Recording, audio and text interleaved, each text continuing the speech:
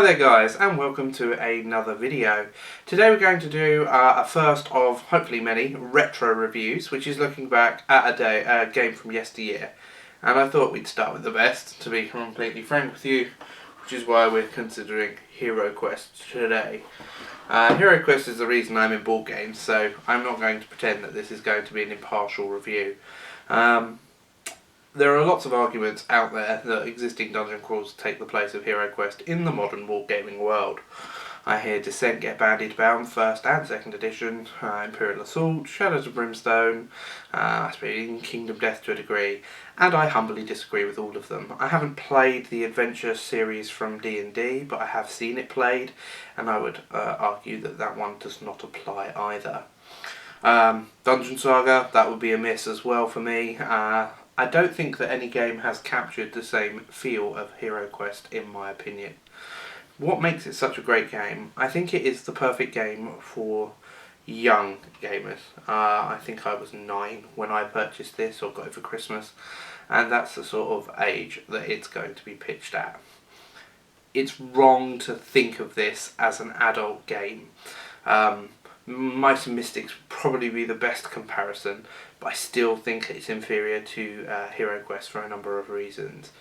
I love the fact that it's a singular board. I love that it's not modular. I think that that's something which has been ignored in all future iterations, and to the detriment of some games. I like that you can fit it all on one board. You still have the feeling of exploration. For example, Descent is already pre-set up. You know exactly where you're going. With Heroquest, you could go down a corridor and there was no given guarantee it was going to end in anything other than a dead end or a fatal pit trap. So that's really, really nice. I like the uniqueness of the characters whilst staying very simple. The Barbarian was slightly better at hitting things. The Dwarf could disarm traps. So it was really a single feature, and as a young gamer that's something you can capture really, really well.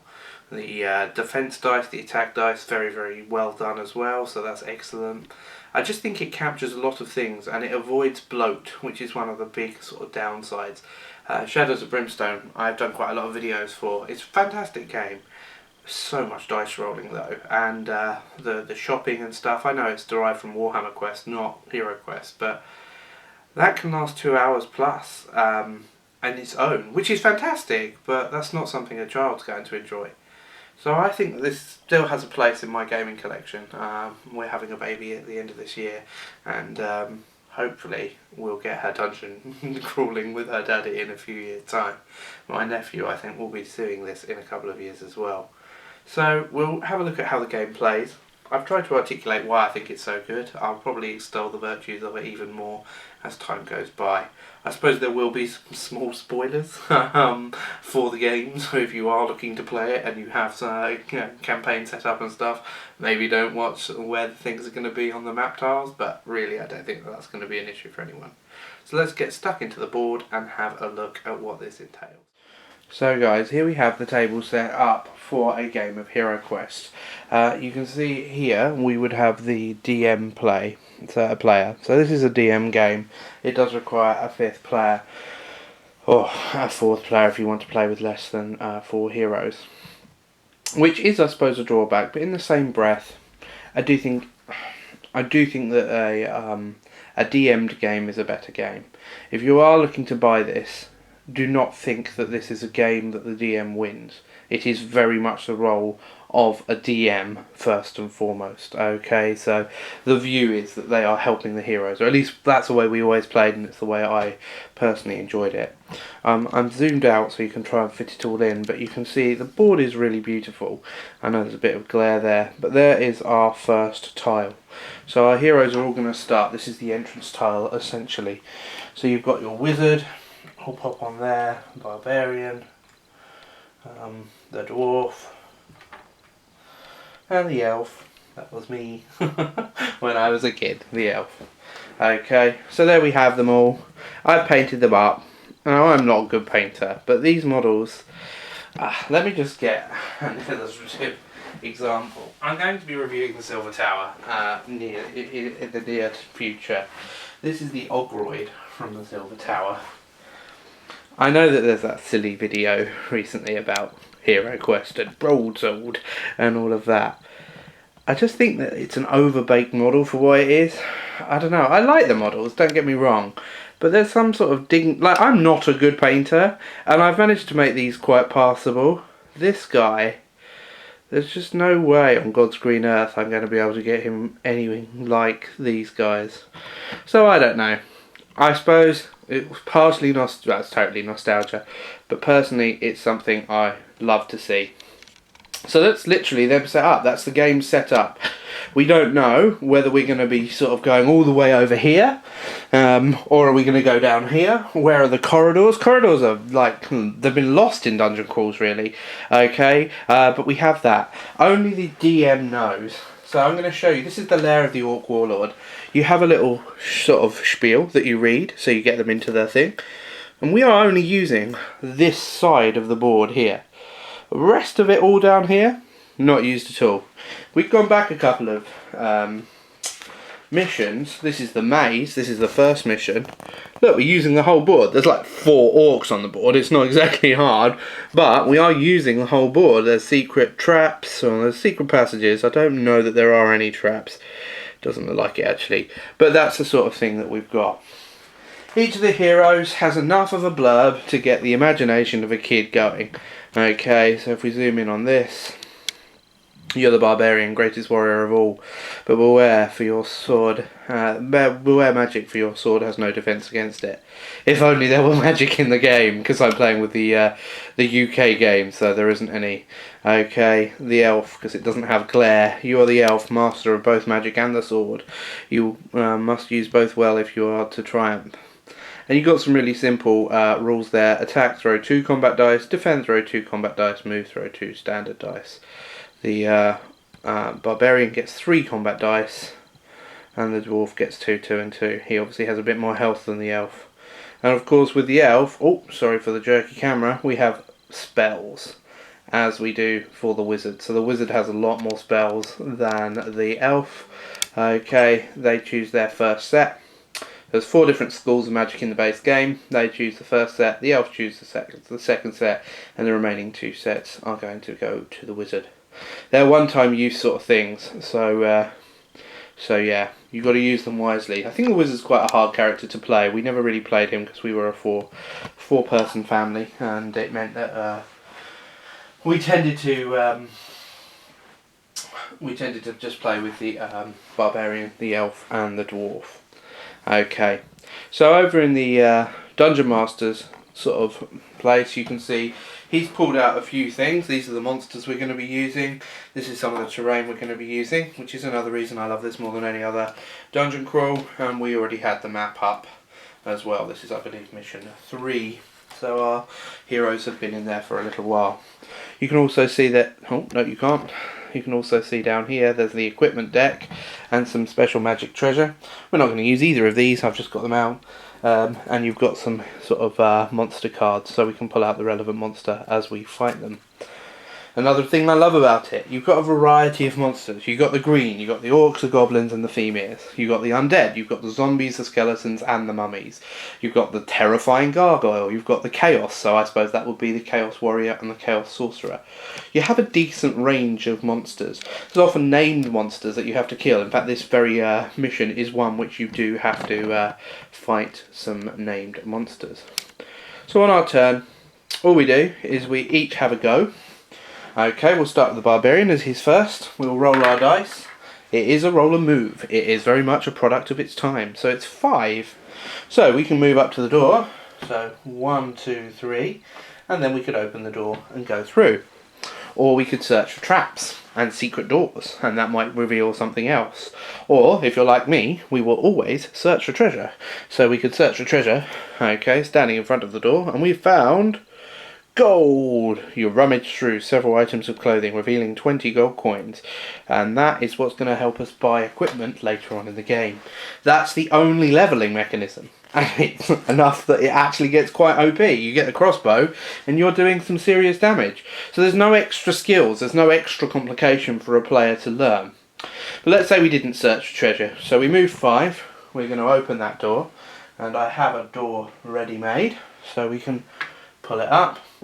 and with bated breath we see what's in the next room.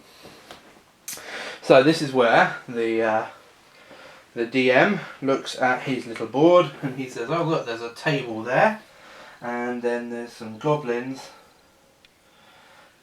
here and here, and then there's going to be a door behind that table. And if you're like my dad, you might read a little story, so you interrupt some goblins eating at the table or something like that. It doesn't have to be a great story, okay, but it could be nice. You can see, again, they're good quality minis. Now this is, I'll just zoom in out to show you one of the ones here, because this is a sort of one I've got here. Now, these guys did not last. You can see he was supposed to be holding a thing. Now he's holding like a chicken leg or something, like a chicken strip. But they're good little minis, okay? You can't really see his red eyes. But I don't know. I'm a product of the 80s, so I'm going to love these minis no matter what. But I think that captures a little goblin quite well. So anyway, we zoom into the room. We have a punt and we kill the goblins, hopefully. So the way this is going to work, so we've moved 3. This will be moving in 4. Okay. It doesn't quite fit perfectly, but who cares? And then we roll our combat dice. Oh, there we go, our combat dice. He gets 3 dice, so we roll to have an attack.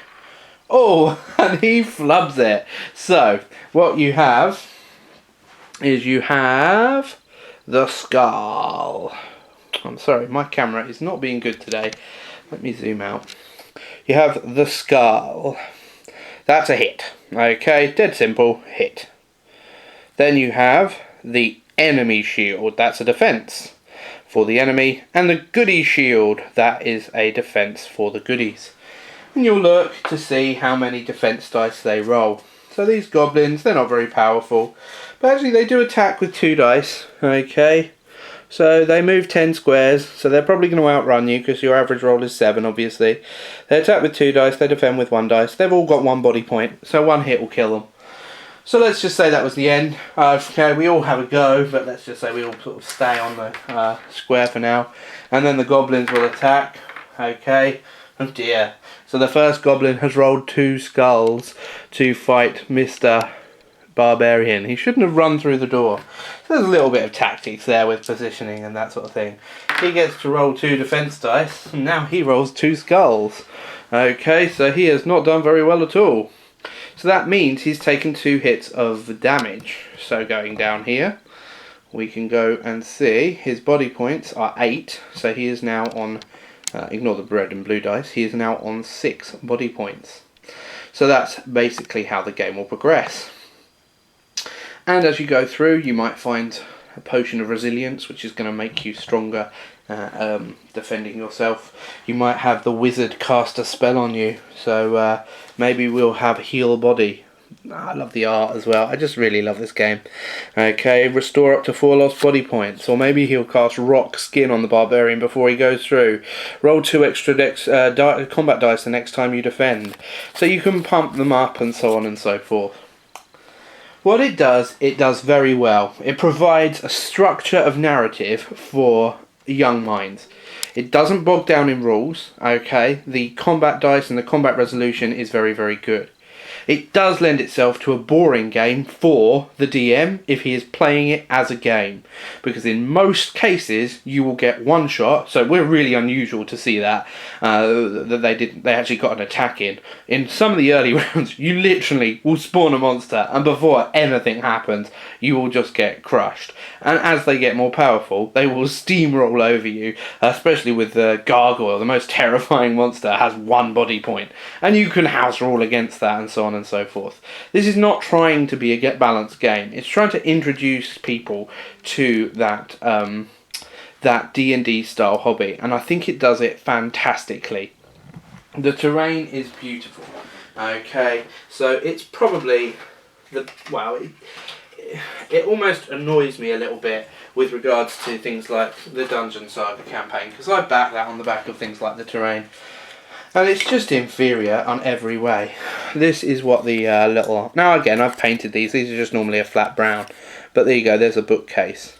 And 9 times out of 10, the bookcase has nothing in it. But sometimes you search that room and it will say, on the dusty bookcase you find a glowing potion. There's the tomb, okay, dry brushed up. The alchemist's desk with papers in the drawer. Again, you can tell this is not the work of a skilled painter. Okay, my personal favourite, I'm quite proud to say I have these still. We have the altar, and I'm not going to put them in properly, but with candlesticks. There we go. And what we're looking for are those two little tops. If you've got that in your game, you're doing very well indeed. That is not me freestyling it, that's indented. That's just a wash. See, there's even the detail there. I just love it. I think they're called Zealot Miniatures, but they've made some Kickstarter terrain for this. So you have the open door and the closed door. How much cooler does this look compared to this? I just think that there's room for you to really make this. It's such a great game to introduce board games to children. I can't wait to show it to my child because I think it's going to really capture their imagination. It teaches them to explore storytelling in such a fantastic and accessible way. So, it's only a short review. It's a totally one-sided biased review, and in no grounds should you look at this as a even argumented review. It's got roll to move, which is crap. It's got really archaic mechanics. The DM is essentially a non-player, but it captures what board games are to me. It's fun, it's an escape, and it is the reason I love playing. So hopefully you found this fun, and I'll see you on the next video.